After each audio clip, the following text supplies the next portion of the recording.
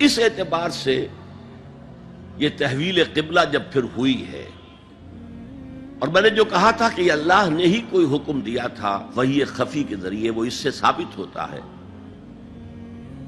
کہ نہ صرف بہت سے مہاجرین پر یہ بات شاخ گزر رہی تھی، خود حضور پر بھی شاخ گزر رہی تھی کہ میں پیٹھ کیے ہوئے ہوں کعبے کی طرف۔ چنانچہ قرآن مجید میں یہ آیا ہے قد نرا تقلب وجهك في السماء، اے نبی ہم آپ کے چہرے کا، نگاہوں کا آسمان کی طرف اٹھنا بار بار دیکھتے رہے۔ آپ منتظر تھے کہ وقت آئے، حکم آئے، وحی آئے اور میں رخ بدل دوں۔ وما جعلنا القبلة التي كنت عليها الا لنعلم من يتبع الرسول ممن ينقلب على عقبيه، یہ اللہ نے اپنی طرف منسوب کر دیا، اور ہم نے وہ قبلہ جس پر تم اب تک رہے ہو 16 مہینے 17 مہینے یہ مقرر کیا تھا تاکہ دیکھ لیں کہ کون ہے رسول کا اتباع کرنے والے اور کون ہے جو اپنے الٹے پاؤں پھر جانے والے۔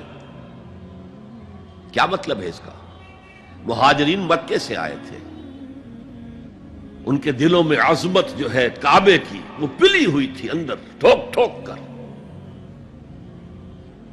اب دیکھا اللہ نے حکم نہیں دیا وحی جلی کے ذریعے سے، یہ رسول کا حکم تھا۔ گویا کہ یہ ایک امتحان ہو گیا کہ کہیں تمہاری حمیت جاہلی، تمہاری محبت جو تمہیں کعبے سے ہے وہ تمہیں اسلام سے پھیر تو نہیں دیتی؟ آیا تم رسول کے حکم کو مقدم رکھتے ہو اور اپنی کسی سابقہ حمیت، جسے حمیت جاہلی ہم کہہ دیں گے، اس کو مقدم رکھتے ہو؟ یہ ایک سخت امتحان تھا جس میں کہ اہل مکہ جو مہاجرین تھے وہ مبتلا کیے گئے، اور خاص طور پر یہ بات کہ رسول کا حکم ماننے کی تاکید، چاہے ابھی قرآن میں کوئی آیت نہیں آئی ہے لیکن حقیقی مومن کے لیے رسول کا فرمانا بھی ایسے ہی ہے جیسے کہ اللہ کا فرمانا۔ اس کی تربیت بھی ہو گئی، لیکن یہ کہ اکثر کا معاملہ یہ تھا کہ یہ معاملہ شاخ گزر رہا تھا، یہاں تک کہ حضور کا معاملہ بھی تھا قد نرا تقلب وجهك في السماء فلنولينك قبلة ترضاها، تو اے نبی ہم بدل دیں گے قبلہ وہ جو آپ کو پسند ہے۔ اب رخ کرو مسجد حرام کی طرف، فولوا وجوہکم شطر المسجد الحرام، اب اپنا رخ کر لو مسجد حرام کی طرف۔ چنانچہ مدینے میں ایک مسجد القبلتین ہے، جو حضرات گئے ہیں زیارت کرتے ہیں انہوں نے زیارت کی ہوگی۔ حضور مدینے سے باہر ایک قبیلے کی جگہ تھی، وہ وہاں گئے ہوئے تھے، کوئی دعوت طعام تھی، دوپہر کا کھانا تھا، اسی وقت ظہر کا وقت ہو گیا۔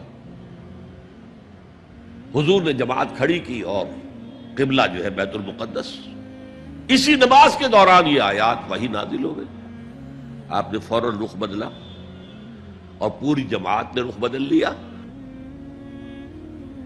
اور اسی لیے اس مسجد میں 2 قبلے ہیں، 2 محرابیں ہیں، ایک شمال کی جانب بیت المقدس کی جانب، دوسری جنوب کی جانب یعنی مکہ مکرمہ کی جانب۔ اب یہ تحویل قبلہ جو ہے یہ ہے بات اصل میں سمجھنے کی، ایک بہت بڑے فتنے کی بنیاد بن گیا۔ فتنہ آزمائش کو کہتے ہیں اور فتنہ فساد کو بھی کہتے ہیں۔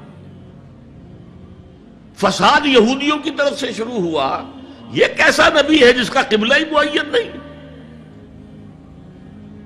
ابھی یہ شمال کی طرف رخ کر کے نماز پڑھ رہا تھا اور اب اس نے جو ہے جنوب کی طرف رخ کر لیا، کیسا رسول ہے یہ؟ کیسا نبی ہے؟ حضور کے خلاف لوگوں کو بھڑکانے کا انہیں اب ایک موقع ہاتھ آ گیا، اور آپ کے علم میں ہے کہ اوس اور خزرج کے جو عوام ہیں وہ یہود کے بہت زیر اثر تھے، بہت زیر اثر تھے۔ وہی بات کہ وہ سمجھتے تھے ہمارے پاس نہ کوئی شریعت ہے، نہ کتاب ہے، نہ کوئی قانون ہے، نہ ہمارے ہاں کوئی مفتی ہے، نہ قاضی ہے۔ ان کے ہاں تو کتاب ہے، شریعت ہے، مفتی ہے، قاضی ہے، ان کا تو بہرحال کلچرڈ لوگ ہیں۔ تو ایک روب تھا ان کا، لہذا یہ ایک ان کو موقع مل گیا کہ اس پر لوگوں کے جذبات کو بھڑکائیں اور حضور سے برگشتہ کر دیں۔ دوسری طرف سادہ لو مسلمانوں کے اندر بھی ایک فتنہ بطور آزمائش آ گیا کہ اگر اصل قبلہ یہ تھا تو یہ 16 مہینے کی نمازیں تو ہماری اکارت گئی، غلط رخ پر پڑی ہم نے، اور نماز تو دین کا اصل ستون ہے، اور یہ نمازیں ہماری ضائع ہو گئی۔ یہ ان کے دلوں میں ایک وسوسہ پیدا ہوا۔ اس پہلو سے اس مسئلے پر بڑی مفصل گفتگو قرآن میں ہوئی ہے، میرے اور آپ کے لیے، بلکہ مجھے اعتراف ہے کہ میں یہ سوچتا رہا اتنی مفصل گفتگو بار بار فَوَلُّوا وُجُوهَكُمْ شَطْرَ الْمَسْجِدِ الْحَرَامِ فَوَلُّوا وُجُوهَكُمْ شَطْرَهُ، یہ بار بار پورے 2 رکوع قرآن مجید میں، سورہ بقرہ کا 17واں رکوع 18واں رکوع اسی پر ہے، اس لیے کہ ہم اس سینسٹیونیس کا اندازہ نہیں کر سکتے کہ جو اس وقت پیدا ہو گئی تھی اس پر۔ تحویل قبلہ پر یہ معمولی نہیں بات تھی، یہود نے سمجھ لیا تھا کہ اب معلوم ہوا یہ ایک نئی امت کا آغاز ہے، اس کا مرکز اب نیا بن گیا ہے۔ اب تک وہ سوچ رہے تھے کہ ہمارے ہی، چنانچہ ایک اور واقعہ ہوا تھا کہ یہ عاشورہ کا روزہ رکھتے تھے یہودی، حضور نے پوچھا کیوں رکھتے ہو 10ویں محرم کا روزہ؟ انہوں نے کہا کہ اصل میں ہمیں جو نجات ملی تھی فرعون سے، اور فرعون کو جو غرق کیا گیا تھا لاؤ لشکر سمیت، وہ 10 محرم کو ہوا تھا، ہم شکرانے کے طور پر روزہ رکھتے ہیں۔ حضور نے فرمایا کہ موسیٰ کے تو ہم تم سے زیادہ مستحق ہیں، لہذا مسلمانوں کو حکم دیا کہ تم بھی 10ویں محرم کا روزہ رکھا کرو۔ اب یہ چیزیں ایسی تھیں کہ جس سے وہ پیسیفائیڈ تھے ایک طرح سے کہ نہیں یہ کوئی نئی چیز نہیں ہے، یہ ہمارے کیمپ فالوورز، بلکہ حضور نے فرمایا تم 2 روز کا روزہ رکھو، 9ویں محرم کا بھی 10ویں کا۔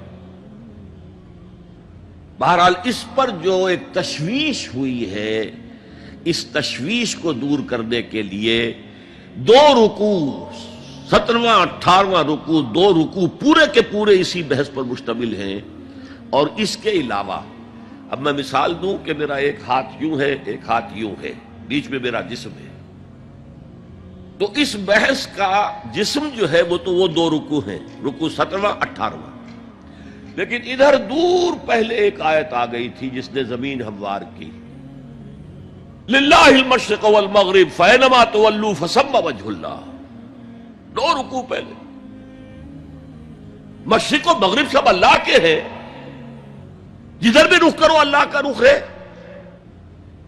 قبلے کا مطلب یہ تو نہیں ہے کہ اللہ اس سمت میں محدود ہے، معاذ اللہ، اللہ کا رخ، اللہ تو مشرق میں ہے، مغرب میں ہے، شمال میں ہے، جنوب میں ہے، فوق میں ہے، تحت میں ہے، ہر جگہ ہے۔ للہ المشرق والمغرب فینما تولوا فثم وجہ اللہ، مشرق و مغرب سب اللہ کے ہیں، جدھر بھی تم رخ کرو گے وہ اللہ کا رخ ہے۔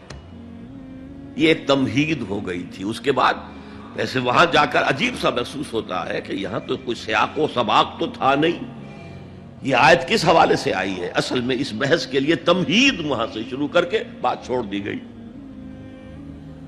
اور پھر 2 رکوع آگے جو ہے وہ یہ آیت آ گئی کہ اگر ابھی کوئی ریزیڈول ایفیکٹ باقی ہے تو اب ان سے کہا جا رہا ہے سخن شناس نئی دل برا خطائی جاست۔ لوگوں تم بات نہیں سمجھتے، سخن شناس نہیں ہو اے میرے محبوب، دل برا، سخن شناس نئی دل برا خطائی جا، خطا یہاں ہے۔ تم جسے اصل نیکی سمجھ بیٹھے ہو، ریچول، ظاہری شکل، وہ اصل نیکی نہیں ہے، وہ کل نیکی نہیں ہے۔ نیکی تو اصل میں ایک روح ہے جو پورے وجود میں سرایت کرتی ہے، ایک بالکل مختلف انسان وجود میں لاتی ہے، ایک پورا مختلف کردار وجود میں لاتی ہے۔ نیکی تو حقیقت میں وہ ہے